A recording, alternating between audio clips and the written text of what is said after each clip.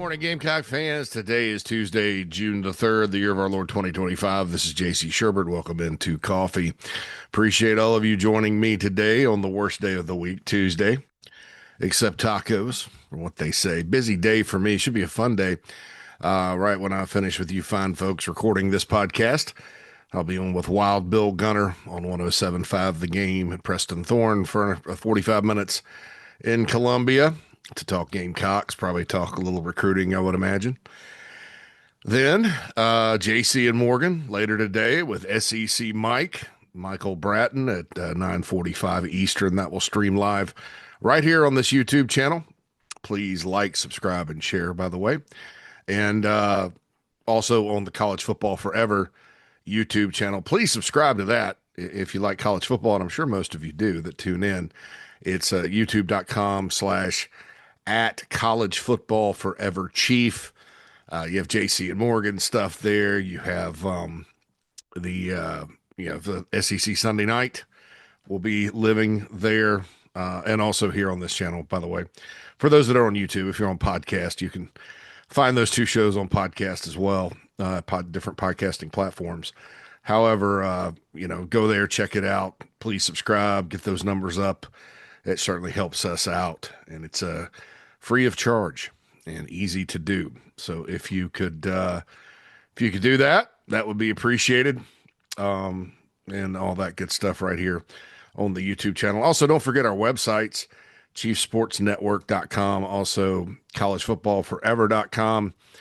Chief Sports Network is kind of where you can get a lot of different things, daily schedules, shows.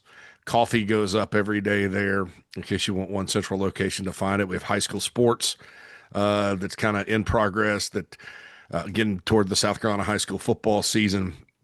We'll have scores, schedules, content, all that good stuff on chiefsportsnetwork.com. Also pop culture, Gen X on Chief. There's an article right now, the top 5 Gen X movies of the 90s. That was probably not an easy list to put together. Just a lot of different types of stuff, sports and entertainment that kind of embodies sort of what the Chief Sports Network is. And then also collegefootballforever.com is basically a college football blog where you can find different takes on college football and things like that. So check those all out. They're all free of charge. Certainly appreciate all of you patronizing that part of it. And also thebigspur.com. 60% off annual VIP memberships right now during the heat of recruiting. A lot of good stuff. Yesterday, I dropped some crystal ball predictions.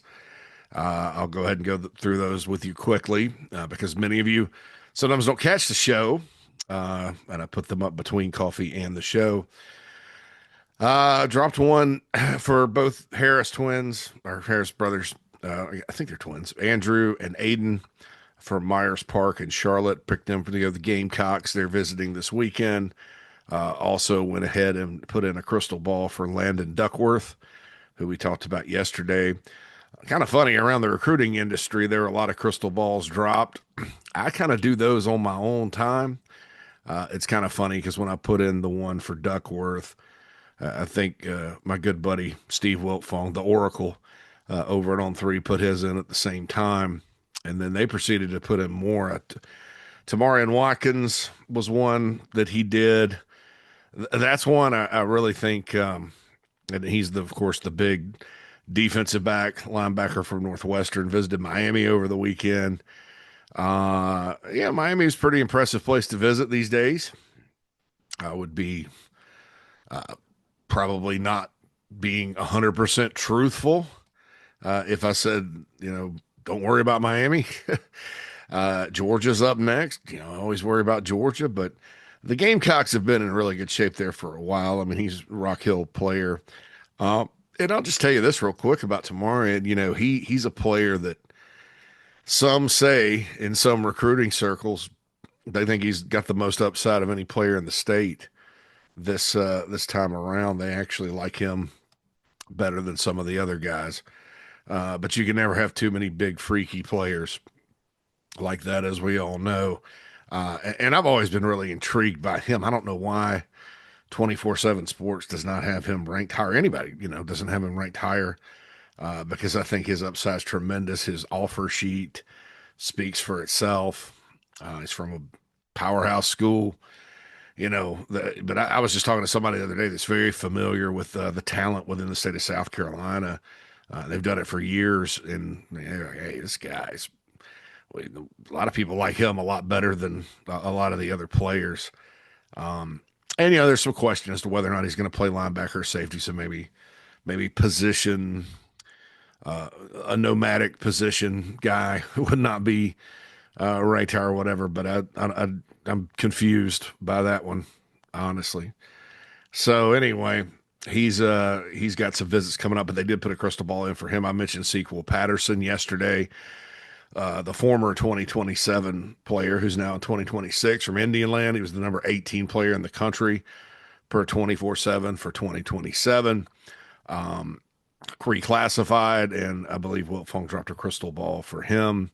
And then over on Rivals, Adam Gorney, who I used to work with many moons ago, a very always liked Adam, very happy go lucky guy, West Coast guy for a while, and sort of was kind of the last man standing over there at Rivals through the years, and just a good dude. But he dropped a crystal ball for Samari Matthews for Carolina. That's one I'm just going to be. I don't know. I know the NIL talk is real. I know based on what people are saying, and this is what they're saying. Okay, so this may not be true, but from what they're saying, and I'm not talking about people that have reported this. I'm talking about where they're getting it from, and maybe where they're getting it from. There's there's talk that Texas and Miami have just made it a bidding war. I would say that's true. I would say it's probably true. As true as I can believe something like that right now, because on the surface it doesn't make any sense. A lot of folks are under the impression, and I don't know if they just don't pay attention to what's going on or the rules or if there's something to it. But the the crazy spending period once this house settlement goes through, and it may not. And to me, that's kind of what the story has been, is that once some schools are telling people the house settlement's not going to get approved and they're just going to keep right on spending, and hey, we can do this for high school guys. Texas obviously has a track record of spending for high school players. And so there's money involved. Texas and Miami both with Samari. He, of course, canceled his visit to Clemson. And that's kind of the alarm bells went off up there about both in-state schools, because it's like, well, God, it's now about money. I think that's probably pretty accurate. I think another thing is, from what I've been told by some folks that, whose kids have been recruited by Clemson or whatever, is that their philosophy is they don't really talk about it. They don't, at South Carolina, they'll, on the visit, you're always going to talk NIL. Now, as Shane Beamer's pointed out, with high school kids, it's not always the driving force. You have some positions where it is, and some where it isn't, and all that good stuff. It just kind of depends on the player. The portal, basically, that's a big focus because those players are all a little older, maybe looking to get paid or whatnot. High school kids, it's rare. Clemson, but South Carolina still, Garnet Trust and the guys like that, they'll roll it out. Hey, this is kind of what our program looks like here, and I know this is probably what you could be getting, all that good stuff. And uh it's just one of those things where you know Carolina does a good job of laying that out. Now I want to clarify, Shane Beamer does not sit there on the exit interview and talk money. That's technically illegal. But it's perfectly legal, thanks to the state of Tennessee and the state of Virginia that sued the NCAA, and there's an injunction that states, well, you can negotiate with collectives all you want. Heck, your agent can negotiate with collectives and representatives all you want, anytime, even if you're playing for another school. We've all found out. So, which I don't necessarily think is cool, but it is what it is. So it's a separate meeting from your normal recruiting, but Carolina lays it out good. Clemson, like I said, they don't necessarily talk about it. From what I've been told now, and this is from people who've been recruited by the Tigers, um, and so maybe just the lack of, if you're sitting there trying to decide, you really like Clemson and South Carolina a lot, and then Texas and Miami are throwing money at you, and South Carolina's talked to you about, the financial aspect of it, or somebody from there has it, and then you just hear nothing from Clemson. Well, maybe you're going to eliminate Clemson. I don't know. I don't know who's driving that train. I know this. I love Samori Matthews as a player. I think I try to figure out why he was dropping in some of the rankings, because I looked at it, and he's a player who's been on the radar for a long time. He's from Huff High School in Cornelius, North Carolina, Charlotte area. I mean, his name has been out there. He's camped at Carolina. Carolina's been all over him since day one. Okay. And I was trying to figure out why. And so I was talking to somebody that sort of knows Charlotte like the back of his hand the other day. And the word out there is some schools think he's a safety. Um, and so obviously, you're a 6'1" corner and you can cover, and you got a bunch of offers, and you're fast and athletic and all the great things Samori Matthews is as a prospect. That's one thing. That's one level of projection according to position value. If you're a safety, that's quite another. Now, I am not of the opinion he's a safety. I also heard the same thing about Stephon Gilmore coming out of high school, because Stephon was kind of more built like a safety. Now, the eyeball test is just fine, you know. Same concept as trying to make Tamarin Watkins a linebacker, but although Georgia wants him as a linebacker, and some other schools think that he could play there as well, and that's not crazy. The question is, some people wanted to make Nick Emanware a linebacker. A lot of people did. A lot of people that follow Carolina, cover Carolina, wanted to make him a linebacker, and have that work out. um, so. But then on the flip side, a lot of people wanted to make Izzy McQuamu a safety, and what is he in the NFL? He's a safety. I've seen it work out the other direction as well. I thought Eric Berry was a corner. Everybody did. He's number 3 player in the country. But he got to Tennessee, and for some reason, John Chavis moved him to safety. But well, guess what? He was not only one of the best safeties in college football, he was one of the best safeties in the NFL till his health abandoned him a little bit. So that was Eric Berry, was way back in the day, 2007 class maybe. When I remember rolling up in Fairburn, Georgia, to watch him practice one day. He was a high school quarterback as well. So this safety corner thing happens. I'm not of the opinion that that's the case from watching him on film. I think he is a corner. He's got a little rarity to him. But if that's out there, and there's some schools, so some schools may, Clemson, and I don't know this. I don't know what Clemson thinks about him safety versus corner wise. They may have thought, well, it's just not worth, we think he's a safety. So they also thought, Clemson also thought Brian Edwards was a safety. So we'll see. We'll see what happens with Samori Matthews. But Adam did put in a crystal ball for him, and I'm not ready to do that yet. There's too much noise in the system. Sequel, I may do it. I don't see the rush. I want to let things kind of settle down a little bit. KJ Johnson was another guy that got a crystal ball. I think we've been saying here that, and I may just throw that one on in today, that Carolina was in very good shape. I also like where they stand with JB Shabazz, the big offensive tackle from North Carolina. He's got some visits to go. We talked about him yesterday. But recruiting is in full swing, folks, and this is exciting. Crunching some of the numbers. This is a good time to do that, to dig into the roster.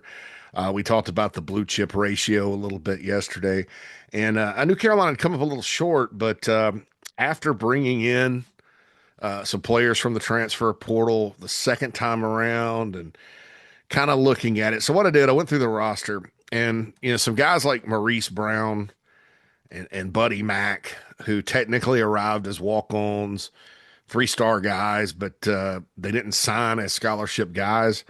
Yeah, I didn't count them I don't know what the blue chip ratio actually does with regards to walk-ons because most schools have yeah, I counted up 78 quote unquote scholarship, but then there's seven guys, kickers, snappers, guys like Mack and Brown, guys that earn it. There's seven guys stacked on top of that. Colin Bryant, I think, has a scholarship. He earned it by recovering the onside kick at Bama, where he used to play as a walk-on. Wando High School linebacker Colin Bryant, South Carolina special teams demon. But so I didn't count that. I got 78. So of the 78, Carolina's sitting at 49.3% blue chip. And now, like I said yesterday, George Wilson and Damon Clowney, they're technically FCS and Group of Five transfers, but they were the 4 stars out of high school, so they count. With that, Lenore Sellers actually does count because 24/7 Sports had him as an 88 for whatever reason, but I think thanks to some other folks, he ended up with a 4 star, low 4 star composite ranking, still massively underrated. But he does count, and that's good because that's all you're looking for. The blue chip ratio is very simple. It's how many 4 stars, how many 5 stars, what percentage, all out of high school, no portal rankings. And, if you're over that, you have a chance to win a national title. If you don't, you don't. That's the philosophy. It's very simple. But fans like it, probably because of the simplicity. And so we talk about it. Now, I've always kind of been curious. And then you look of the 26 scheduled official visitors, including the 7 that just completed, 19 of those are blue chip prospects. So Carolina could technically cross the threshold next season. One of these days, a team is going to win a national championship with less than 50%. Clemson almost did it. Speaking of the Tigers, the first year they won the national title, just a bunch of kids from South Carolina scattered all over that roster and a special quarterback in Deshaun Watson and some special talent on the perimeter. That was kind of the secret sauce for the Tigers that year in 2016. Now their 2018 team was a different animal altogether. But so anyway, we'll see kind of what happens. So let's continue to talk recruiting.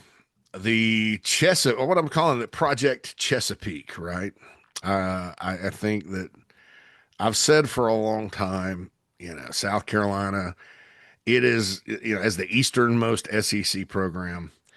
And then you're working north, south, east, west, North Carolina, Florida, Georgia. And that's the North Carolina, South Carolina, Georgia, Florida thing, which is primarily where Steve Spurrier kind of lived, and Will Muschamp sort of lived in that area as well. They would go other places under Muschamp. But this, Marshawn Lloyd was played at DeMatha in Maryland and was technically from Delaware. So Muschamp got him. So that was kind of one of those guys. But, just like when Steve Spurrier was here and Queen of the Cocks, our resident Nana's Porch chat boxer on the show, pointed this out that, Virginia, D.C., Maryland for Shane Beamer is kind of like Florida for Spurrier. The Beamer last name can get you in the door in a lot of ways. I mean, obviously that Frank, his dad, is well known up there. They made a living, 757, places like that.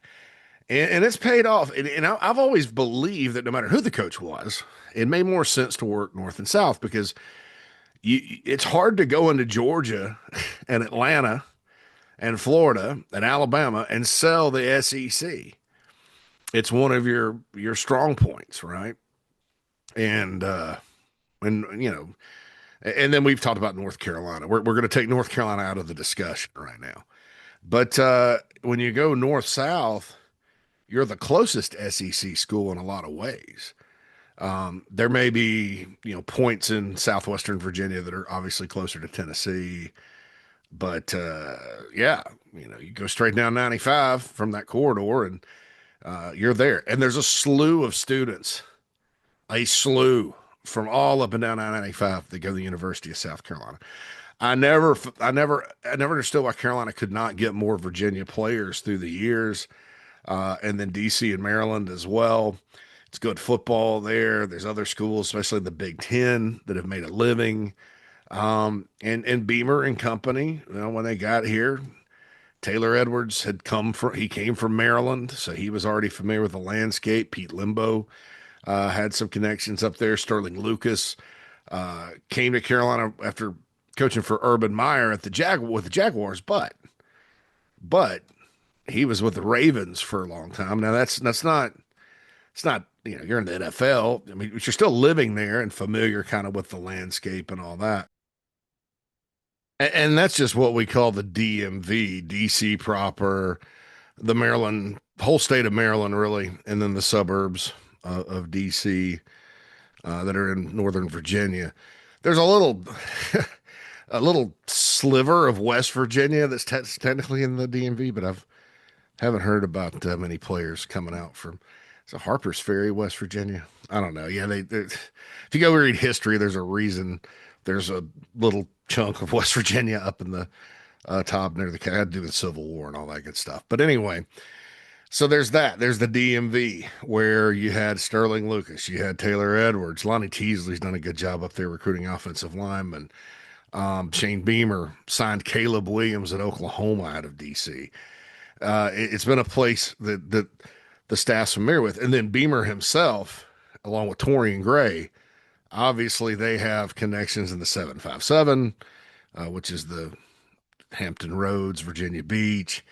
Travis Johnson, who visited here this past weekend, the wide receiver, is from that area, and then Richmond and all that. So, looking at the roster right now, and this is why this is important, right? This is why, you look at South Carolina as a state, obviously that's job number one. Get most of that talent. That's obviously what you want to do. Georgia, obviously an important state. There's 22 players from South Carolina among the 78 that I counted. There's more than that when you count walk-ons. 20 from Georgia. So that's 40. That's over a little over half your rosters from South Carolina and Georgia. And that's great. We've talked about get the right guys out of Georgia and all that. Well, then if you look at Maryland, DC, Virginia as a whole, not the DMV, not just that region, but the whole enchilada, those two states in one federal district, if you will, there's 12 guys. That's 15.3% of your players.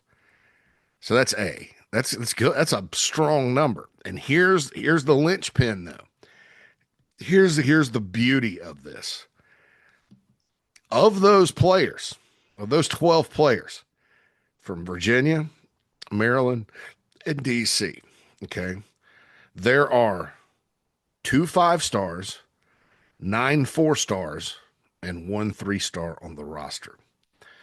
South Carolina, as a state, probably over time does not produce that many. So you're back. It's almost like a little in-state type talent pocket you're going to get players from. So there's at least coming in, there's a quality to it. You know, and you look, Fred Johnson fits into this category. Dylan Stewart fits in this category. Nick Harbor fits into this category.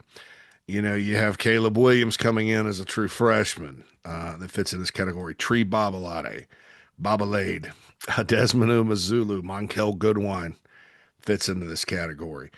That's pretty good. That's a lot of for a program located more than a state away. That's a good number. And so how does it continue? You know, you got to continue all 3 states. Well, they're on track to do so. And the 3 players that visited this past weekend, Carolina made moves with all of them. Don't know if they'll get them, but they made moves with all of them. You know, Carter Meadows, the big defensive end, the almost 5-star DN for 24/7 Sports, solid 4-star, big rangy kid. I mean, you can just kind of see the possibilities there. Obviously, Dylan Stewart is a big deal in DC. He's from DC proper, Meadows is. Stiff competition for him, obviously. But, you know, his comments about it's not a program so much as a family and all that resonates really well. I mean, he's basically saying it's a special place. And then Kyrie Adams from Towson, Maryland, who looked like he was kind of in the fast lane to commit to Penn State. Of course, he said, "Let's change my entire recruitment, blah, blah, blah." Carolina significantly made up ground with these guys. Not a crystal ball type ground, But the checking on it with the last 24 hours, the ground, not that they were behind even. I mean, it's all new. We're early in the visit cycle. Both had visited before, but they they shot their shot with these guys. And so we'll see how it all pans out. Travis Johnson, same way. Still look at Virginia Tech, Michigan with him. He's not local like Meadows and Adams are probably, they probably see each other at camp 7-on-7s and stuff. Travis Johnson's in the Hampton Roads area. But, those are the three guys right now you really look at with regards to this year's Project Chesapeake, if you will. But it's 15% of the roster right now. And that's a big number for a program that normally Georgia, Florida, North Carolina, South Carolina. Now, the North Carolina and the Florida numbers are a little down by comparison. I think there's 6 guys from North Carolina. Some of them came in from the portal, like Jawarn Howell. And then you had a bigger number come in with the class of 2025. So 28, if you're counting both Carolinas, in that total overall number. So so if you go up the coast, this is interesting as well, from South Carolina north. So 28, you got 43. You've got 43 of the 78 are from South Carolina, I-95, South Carolina north. You could throw Vandrevius Jacobs in there and start I-95 in Florida. And that number bumps up to about 45, I believe, which is a big chunk of your roster. Interesting other point about the roster beyond the Chesapeake is they kind of scatter around with other SEC states. You have Arkansas, Kentucky, a lot of different SEC states, Alabama represented, and so that number's at 10 other SEC states, which is also interesting. Texas is included in that, so they kind of scatter it out. I mean, it's real nice, really nice roster geographic balance that makes sense. But back to the Chesapeake area, I mean, this is a gold mine for South Carolina, and it's important that they sustain it. I'm not saying that their recruiting efforts are going to dry up there if they don't get Carter Meadows or Kerry Adams. Competition's stiff; they may not come, but you just keep working, and you look at it, and man, Carolina's in on some players up there, right? 2 of the best ones. But there's like even more. I mean, Maryland has the big Zion Healy defensive end committed. He's number 2 player in the country. We'll see if that sticks, depending on the future of Mike Loxley at Maryland. Auburn just hasn't given up. Gamecocks are still talking to him too, for that matter. But you have a big offensive lineman up there in the Baltimore area. Just about every year I covered recruiting nationally. Maryland in and of itself, not even counting DC. Sometimes we actually put DC in with Maryland, but Maryland in and of itself is a great state for football.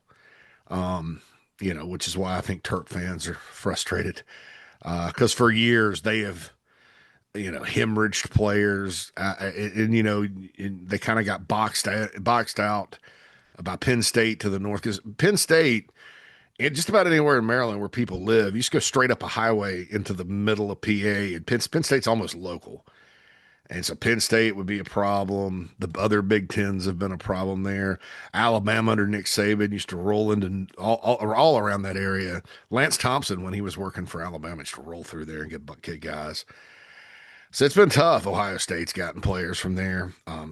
And then the Virginia side, with Vershawn Lee and Ja'Kai Moore leaving the program. Ja'Kai Moore, of course, has gone to North Carolina. We wish him well. We pull him for him every single time they take the field. Him specifically. Hopefully, he starts and plays.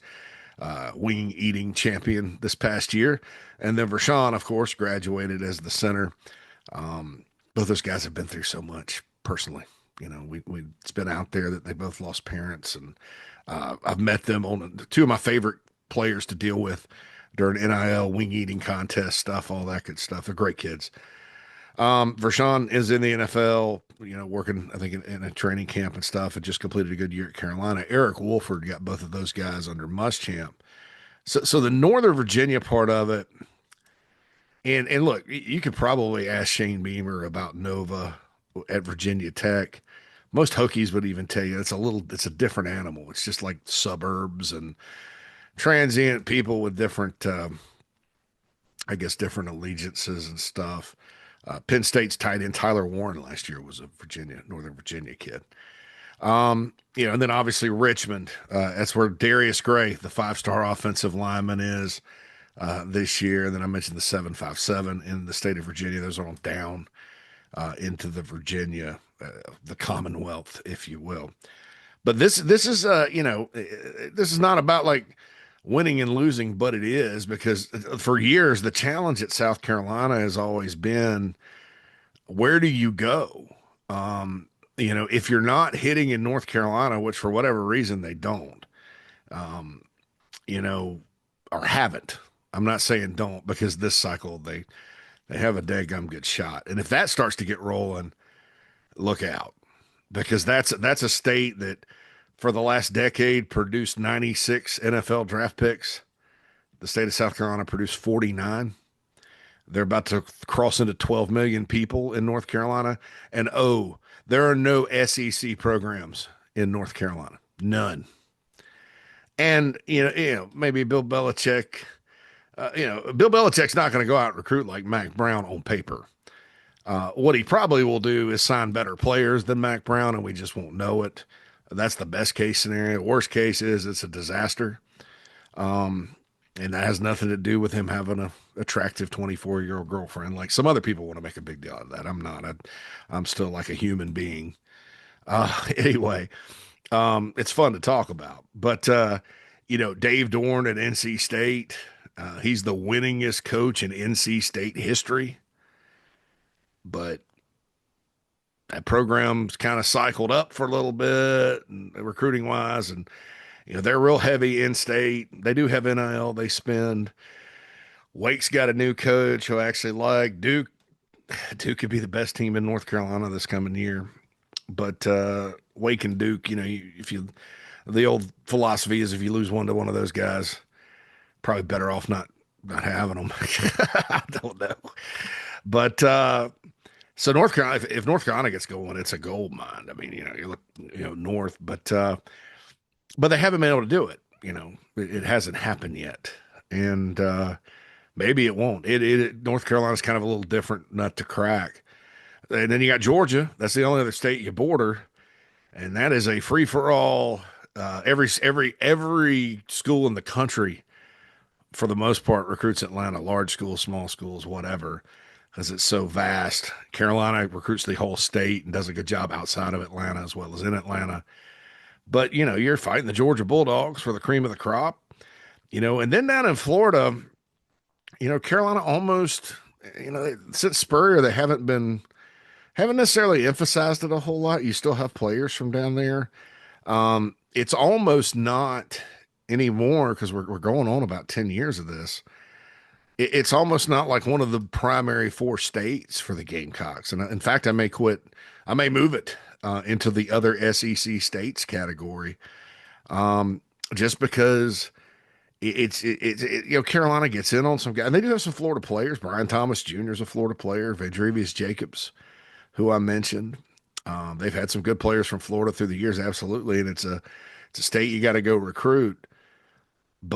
And kids are leaving that state too to go all over the place. But they just Beamer and Muschamp both just haven't necessarily. I think with Muschamp they certainly tried some, but I think they fought a little bit of this guy used to be with the Gators and he's not and whatever. Whereas Spurrier had all the success with the Gators and his name kind of carried the Gamecocks down there, and certainly a lot of great players from Florida under that. But it's primarily Georgia and Carolina gets their share from there, and then they'll work west.